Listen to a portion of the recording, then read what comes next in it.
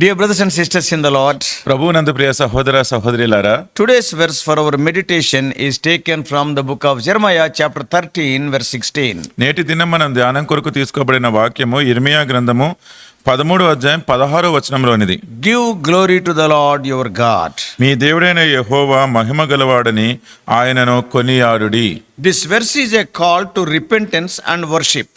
ఈ వచనము మనము పశ్చాత్తాపపడడానికి, తరువాత దేవుని ఆరాధించడానికి ఇవ్వబడుతున్న పిలుపు. And urging the people to honor God before it is too late. ప్రజలందరూ కూడా ఇంకా ఆలస్యము కాక ముందే దేవునికి ఇవ్వాల్సిన ఘనతనివ్వాలి, మహిమనివ్వాలి అని తొందర చేయడం.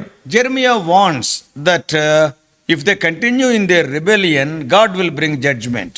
ఇర్మియా వాళ్ళకి హెచ్చరిస్తున్నది ఏంటి అంటే, ఆ తిరుగుబాటు స్వభావంతోనే వాళ్ళు కొనసాగినట్లయితే దేవుడు తప్పక వారి మీదకి తీర్పు తీసుకొస్తాడు. That is symbolizing by darkness and stumbling he is writing. అది అక్కడ చీకటి కలుగుతుంది, కమ్మ చేస్తున్నాడు, వారు పడిపోతారు అన్న విషయంలో తెలియజేస్తున్నాడు. It is an imagery. అదంతా అది ఒక అలంకార భాష, అలంకారం. The imagery of darkening hills and utter darkness conveys the inevitable consequences of ignoring God's warnings. కాళ్ళు చీకటి కొండలకు తగలక మునిపే, అంటే ఇటువంటి చీకటి కమ్మజేకు అనేదంతా కూడా దేవుని యొక్క హెచ్చరికలు ఒక అలంకార రూపంలో ఇక్కడ తెలియజేయబడుతున్నాయి. If you ignore God's warnings, this is inevitable consequence. దేవుని యొక్క హెచ్చరికలు గనక మీరు బేఖాతరు చేస్తే ఇంకా ఇవి తప్పించుకోలేని పరిణామాలు. The reference to hoping for light but finding darkness highlights the people's misplaced confidence. వెలుగు కనుక్కోకుండా అక్కడ వారు చీకటిలోనే ఉంటున్నారు అంటే వారి ఒక విశ్వాసాన్ని లేకపోతే నిరీక్షణ అంతా కూడా ప్రక్కన పెట్టేసినట్టుగానే మనం గమనిస్తున్నాం. They believed that their circumstances would improve. వాళ్ళేమి నమ్ముతున్నారు, వారి పరిస్థితులన్నీ కూడా ఏదో మెరుగుపడతాయి అనుకుంటున్నారు. But their refusal to turn to God would only lead them to despair. అయితే దేవుని నుంచి వాళ్ళు తిరుగుబాటు చేస్తూ ప్రక్కకి వెళ్తున్నారు అంటే ఇంకా అధోగతిలోకే వెళ్ళిపోతారు. So the verse emphasizes the urgency of repentance as ignoring God's call leads to judgment. అందుకనే దేవుని పిలుపు గనక మీరు పట్టించుకోకపోతే తీర్పు పొందుతారు. అందుకనే మీరు త్వరపడి పశ్చాత్తాపము చెందాలి అన్న పిలుపు ఈ వచనంలో చూస్తున్నాం. We all know during the days of Jeremiah, ఇర్మియా దినాలలో మనందరికీ తెలిసినట్టుగా the people of Judah were steeped in idolatry and moral corruption. యూదా ప్రజలందరూ కూడా వారంతా నైతిక విలువలన్నింటినీ కూడా ప్రక్కన పెట్టేసి చాలా లోతైన విగ్రహారాధనలోకి కూరుకుపోయినారు. They ignored God's prophets. వాళ్ళు దేవుని ప్రవక్తలందరినీ కూడా పట్టించుకోలేదు. And they clung to false assurances that their nation would remain secure. వారి దేశమంతా కూడా ఎంతో భద్రంగా ఉంటుంది అని ఒక అబద్ధ భావంలోనే ఉండిపోయినారు. However, the threat of Babylonian invasion loomed. అయితే బబులోను దేశం వాళ్ళు వచ్చి వీళ్ళని స్వాధీనపరుచుకుంటున్నారు అన్న ఆ భయం మాత్రం వారికి ఉండింది. And Jeremiah repeatedly warned of the consequences of their disobedience.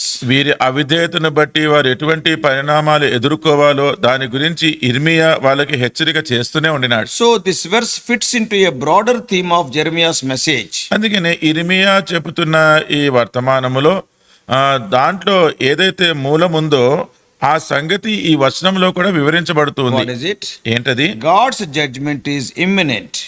దేవుని తీర్పు అది ఖచ్చితంగా ఉంటుంది. But repentance could still lead to restoration. అయితే పశ్చాత్తాప పడితే మళ్ళీ మనము తిరిగి కట్టబడతాం, లేకపోతే పునరుద్ధరించబడతాం. And the darkening hills could symbolize the coming disaster.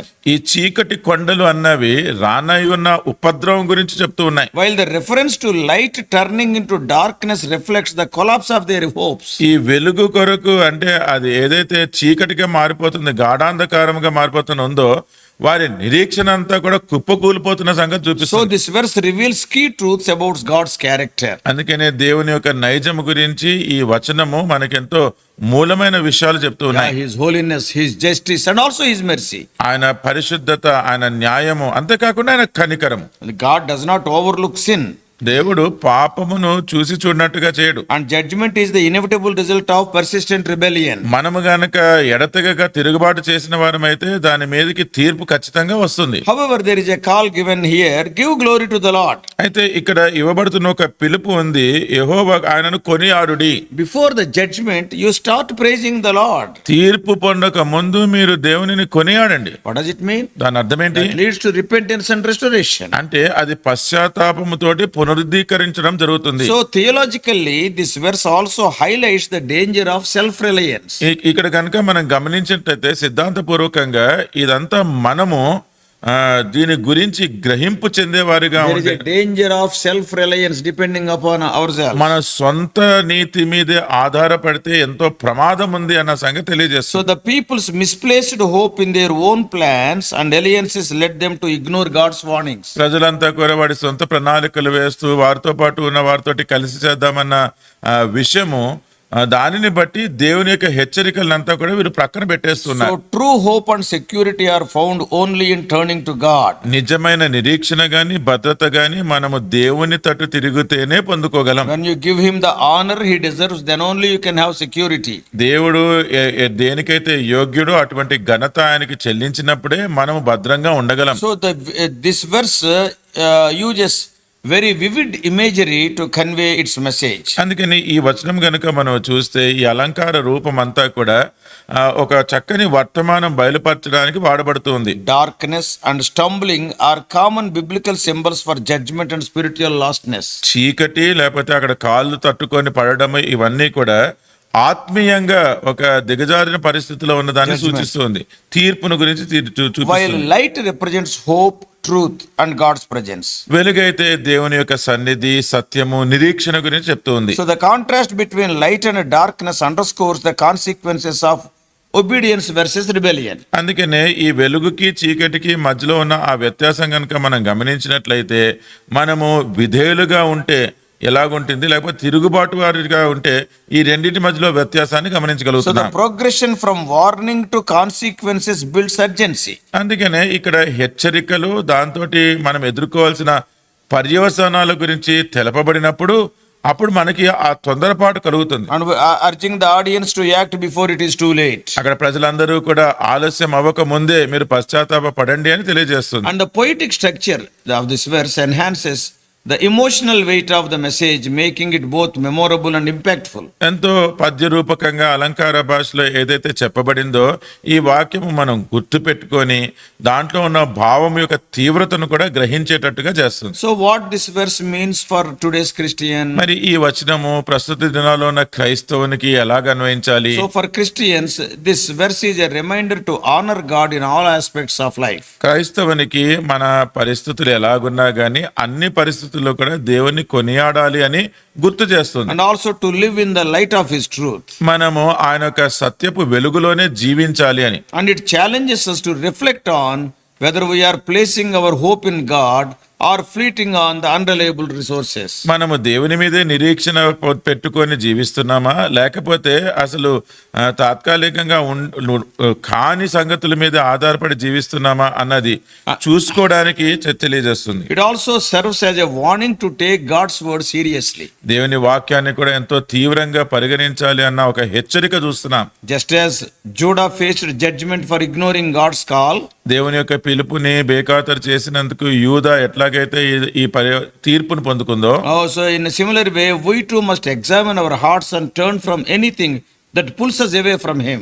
అలాగే మనం కూడా మన హృదయాలను పరీక్షించుకొని దేవుని దగ్గర నుంచి మన దూరంగా ఏదైతే చేస్తుందో దాని విషయం జాగ్రత్త పడాలి. So living in a way that glorifies God is both our purpose and our protection. దేవునికి ఘనత కలిగించే విధానంలో జీవించడమే మన జీవితానికి అదొక ఉద్దేశం. God's warning in this verse reflects his love and desire to save his people from destruction. దేవుని యొక్క హెచ్చరిక ఈ వచనంలో గనుక గమనిస్తే దేవుడు తన ప్రజలు నశించిపోకుండా వారిని రక్షించాలన్న ఆయన ప్రేమను కనపరుస్తుంది. When they are wrong, he can directly punish them. వారు తప్పు చేసినప్పుడు శిక్ష విధించవచ్చు కదా. But without punishing them, giving warning means get ready, restored. శిక్షించకుండా వారికి హెచ్చరిక చేస్తున్నారు అంటే మీరు పశ్చాత్తాపపడి మళ్ళీ తిరిగి రండి అని చెప్పడమే I will కదా. show mercy. నేను మీకు కనికరం చూపిస్తాను. God can directly punish them. దేవుడు వారిని సూటిగా శిక్షించొచ్చు. So this warning speaks of God's love. ఈ హెచ్చరిక కూడా దేవుని ప్రేమ గురించే చెప్తుంది. Yeah, by calling them to give glory to God, దేవునికి కొనియాడండి అని వాళ్ళని పిలవడము, He is offering a way out of judgment and a path of restoration. తీర్పుని తప్పించుకొని వెలుపటికి వచ్చి మళ్ళీ తిరిగి పునరుద్ధరించే మార్గంలో రావడానికి ఒక అవకాశం ఉంది. And His use of this vivid imagery and urgent language shows how He cares about their response. ఆయన వాడిన ఈ భాష కానీ అలంకార రూపము కానీ ఇదంతా కూడా ఆయన మన ప్రతిస్పందన గురించి ఎంతగా పట్టింపు కలిగి ఉన్నాడో అన్న సంగతి తెలుస్తుంది. Even in the face of rebellion, ఈ తిరుగుబాటు చేస్తున్న ప్రజల దగ్గర కూడా God provides opportunities to return to Him, demonstrating His patience and compassion. దేవుడు తన దగ్గరికి తిరిగి రావడానికి ఇంకా అవకాశాలను ఇస్తున్నాడు అంటే అది దేవుని యొక్క దీర్ఘశాంతము గురించి ఆయన యొక్క కృప గురించి చెప్తుంది. Jesus Christ is the ultimate light which dispels darkness. యేసుక్రీస్తు ప్రభువారే చీకటిని అంతా కూడా తొలగించే వెలుగు అయి ఉన్నారు. In John 8:12 He declares, యోహాను 8:12 ఆయన చెప్తున్నాడు, I am the light of the world. నేను లోకమునకు వెలుగై ఉన్నాను. Whoever follows me will never walk in darkness but will have the light of life. నన్ను వెంబడించి వారు ఏమాత్రమునో చీకట్లో నడువక వెలుగులో ఉండును. And through Jesus we are delivered from the spiritual darkness described in this verse. యేసుక్రీస్తు ప్రభువు ద్వారా ఈ వచనంలో చెప్పబడుతున్న ఈ చీకటిలో నుంచి మనము వెలుగులోనికి నడిపించబడ్డాం. And we are brought into God's glorious light. మనము దేవుని యొక్క మహిమాయుతమైన వెలుగులోనికి వచ్చినాం. So Christ's sacrifice on the cross bridges the gap between our sin and God's holiness. అందుకనే క్రీస్తు కలువరి శిలువలో గావించిన ఆ బలియాగము దేవుని యొక్క పరిశుద్ధత, మానవుని యొక్క దీనికి వంతెనగా మనం చూస్తున్నాం. And it is offering us forgiveness and the ability to live for His glory. మనము క్షమాపణ పొందుకొని ఆయన మహిమ కొరకు జీవించే యోగ్యులుగా చేస్తుంది. So Jesus fulfills the call of this verse. అంటే ఈ వచనంలో ఇవ్వబడిన పిలుపు యేసుక్రీస్తు ప్రభువారు ఆయన నెరవేరుస్తూ ఉన్నాడు. Providing a way for us to honor God and to avoid judgment of darkness. తీర్పును చీకటిని తప్పించుకొని దేవుణ్ణి ఘనపరిచే ఒక మార్గంలోనికి రావడానికి ఒక అవకాశం ఇస్తున్నాడు. So before I close, నేను ముగించే ముందు this verse is a call to live in humility and obedience, giving glory to God. ఎంతో దీనులముగా దేవునికి విధేయత చూపిస్తూ దేవుని యొక్క పిలుపు అంగీకరించి జీవించాలని ఒక పిలుపు చూస్తున్నాం. If not, it will become too late tomorrow. లేకపోతే రేపటి దినము అది చాలా ఆలస్యం It అయిపోతుంది. reminds us of the consequences of ignoring God's word. దేవుని యొక్క వాక్యాన్ని మనం పట్టించుకోకుండా ఉంటే దాని యొక్క ప్రతిస్పందన ఎలా ఉంటుందో, ప్రతిఫలం ఏమై ఉంటుందో దాని యొక్క హెచ్చరిక చూస్తున్నాం. But also points to the hope and restoration found in Jesus Christ. యేసుక్రీస్తు ప్రభువులో మనం పొందుకునే నిరీక్షణ లేకపోతే ఈ తిరిగి మళ్ళీ పునరుద్ధరించబడే మార్గం ఏంటో చూస్తూ ఉన్నాం. He only can lead us out of darkness into His marvelous light. యేసుక్రీస్తు వారు మాత్రమే ఈ చీకటిలో నుంచి ఆ ఆశ్చర్యకరమైన వెలుగులోనికి ఆయన మనల్ని నడిపించగలరు. May God help us. May God help us to leave our wicked ways and turn to Him and be restored and walk in His ways. మన దుష్ట మార్గాలని విడిచిపెట్టి మనం ఆయన వైపు తిరిగి ఆయన మార్గంలో నడుచుకొని లాగున దేవుడు మనకు సహాయం చేయను గాక. Let us pray. ప్రార్థన చేసుకుందాం. Loving Heavenly Father, ప్రేమ కలిగిన పరలోకపు తండ్రి, not only the people of Judah, but we also quite often we will stumble, O Lord, in our spiritual life. యూదా ప్రజలు మాత్రమే కాదు గాని మేము కూడా మా ఆత్మీయ జీవితంలో మేము తొట్టిల్లి పడేవారిగా ఉంటున్నాం. But O Lord, we thank Thee for the hope in Lord Jesus. యేసుక్రీస్తు ప్రభువారిలో మీరు మాకు అనుగ్రహించిన నిరీక్షణకే వందనాలు ప్రభువా. Lord, we thank Thee for His life and sacrifice. ప్రభువా, యేసు ప్రభువారి జీవితము ఆయన బలియాగముకే వందనాలు. The blood of Jesus Christ not only cleanses us from our sins, but whenever we are fallen, the same blood will restore us.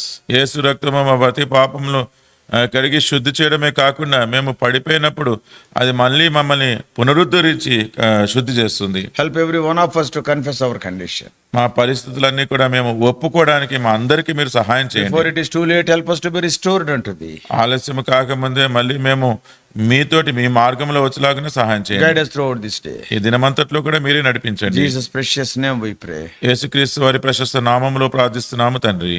Amen. Amen. God bless you all. Please subscribe for more spiritual messages to the YouTube channel John Victor Telugu Messages.